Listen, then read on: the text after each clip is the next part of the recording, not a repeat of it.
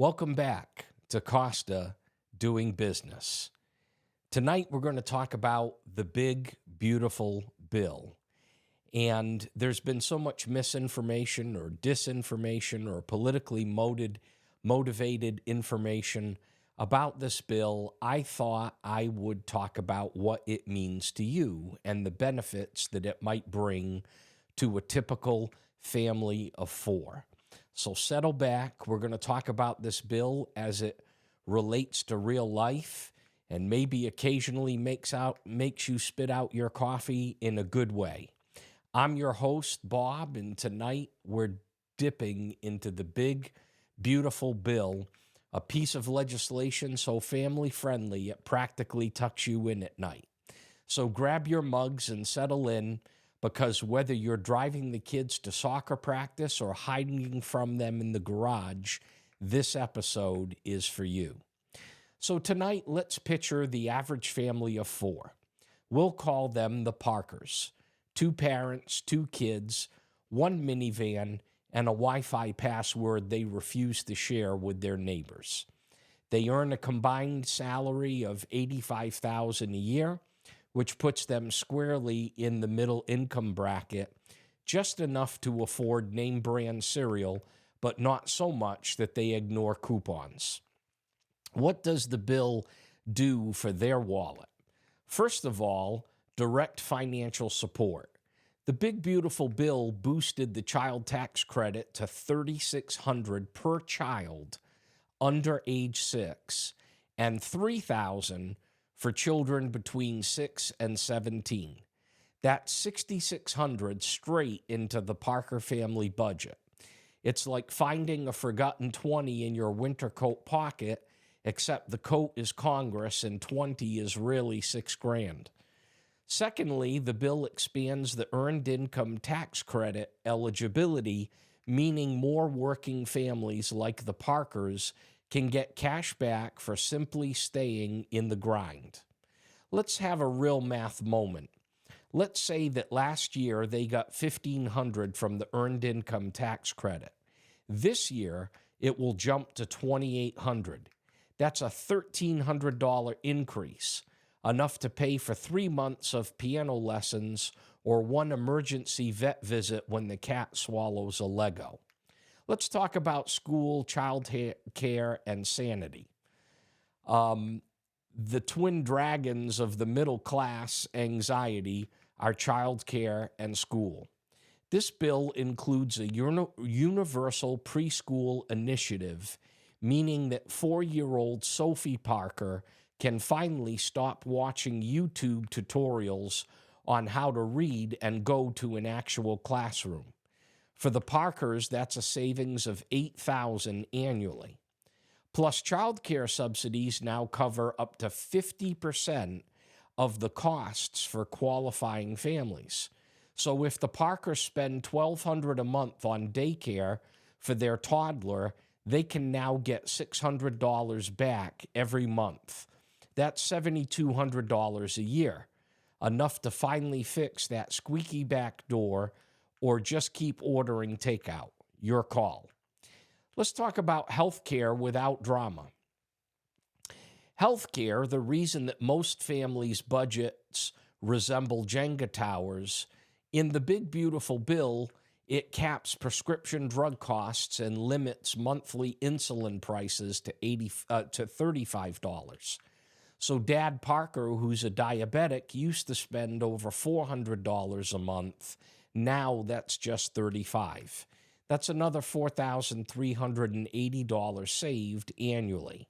And yes, the bill also extends subsidies for the Affordable Care Act coverage, making premiums more manageable and coverage more robust, which means families like the Parkers don't have to choose between a doctor's visit or a vacation, or, between the ER and new tires.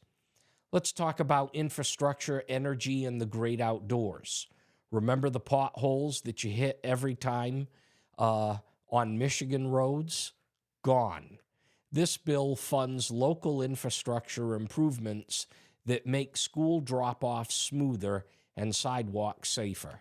It also offers tax rebates for home energy upgrades, so the Parkers can now claim up to $1,200 for replacing that ancient furnace with something that doesn't sound like a jet engine. And yes, there's money for clean energy programs and even free EV charging credits. So if the Parkers decide to trade the minivan for something electric, it won't just be good for the planet, it will be good for the power bill.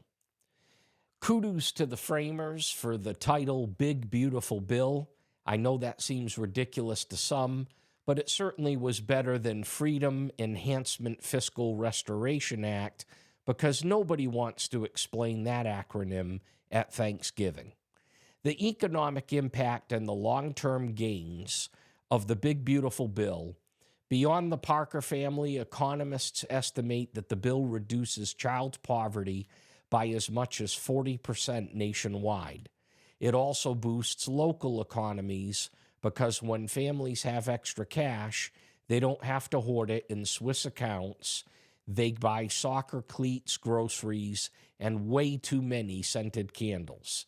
This increased consumer spending drives business growth, job creation, and a little thing called stability, which, let's be honest, we could all use a lot right now. Let me go over some of the tax provisions of the Big Beautiful Bill, because in reality, this is a massive tax bill. 792 pages to be exact, in case you don't want to do insomnia reading like I do. In the tax provisions of the Big Beautiful Bill, it essentially prevents tax rates and certain tax deductions which were scheduled to go away back to pre-2017, which on average saves the average family of four as much as 62%. It also enhances credits and expands other deductions, including the standard deduction. So let's talk about it briefly. There is a family sustainability credit in the Big Beautiful Bill. What is that, you might ask? It's a shiny new credit worth up to $6,000 annually for households with dependents and income under $180,000. How does it work? It's refundable, meaning that even if your tax bill is zero, Uncle Sam hands you a check. Yes, an actual check, not a coupon for frozen peas. So the Parkers in our example, our beloved middle-income protagonists, get a $6,000 bump, equivalent to an all-inclusive vacation or 6 emergency dental visits for the kids. Think of it as the government saying, we see your chaos and here's some cash. For the first time since Ronald Reagan changed it back in 1986, auto loan interest is now going to be deductible, allowing families to deduct up to $10,000 in interest on loans for personal use vehicles. You are eligible if your income is $100,000 or less for an individual, or $200,000 or less for joint. So sorry, billionaires, your yacht still doesn't count as a Honda. Why does it matter? With auto rates hovering near 7%, this deduction can save you hundreds a year. Basically, your car is still a money pit. It's just now a deductible one. What about child and dependent care credit expansion? Credits for up to $6,000 in qualifying childcare expenses for 2 or more dependents. It boosted the refund rate. Low-income families now get 50% refunded. The real math is this. If the Parkers spend $1,200 a month on daycare, that's $7,200 a year, they get $3,600 back. It's like the IRS finally figured out that children don't raise themselves. And as far as your standard deduction, I mean, who wants to itemize, right? As far as your standard deduction goes, It raises your standard deduction to $31,500 for joint filers, up from $27,700 last year. Why does this help? Because more of your income is sheltered from taxation, which makes your paycheck feel like it has a gym membership, leaner and more flexible. And think about this. There's nothing to audit, and you don't have to keep receipts. It's the tax equivalent of duct taping your budget together just long enough to say we're thriving. There's also a senior bonus deduction. President Trump promised that Social Security would not be taxable, and of course, Congress wouldn't let him get his way on everything, so they put limitations on it. However, it's still a pretty sweet deal for our seniors. There's an additional $6,000 deduction per person over 65. Why does this matter? Because elderly couples can now shelter over $43,500 of income before taxes even touch it by $1. So if you cohabitate with grandma, her tax shield could help you afford a new couch, which she'll still cover in plastic. Finally, being seasoned earns you more than free coffee refills. There's also a salt cap increase for those of you that live in high-tax states. It raised the salt tax deduction, if you itemize, from $10,000 to $40,000 through 2029. So again, families in high property tax states like New York, California, and New Jersey get to deduct more from their federal taxes, kind of like an Easter egg hunt for grown-ups with mortgages. It's federal tax relief with local seasoning. So to recap, the big beautiful bill means this: more money in families' pockets, easier access to quality childcare, lower health care costs, community improvements, and a national shift towards long-term family support. For the Parkers and millions of other family, it's a legislative hug that they didn't know they needed. I'd like to make one more comment about the tax provisions of the bill.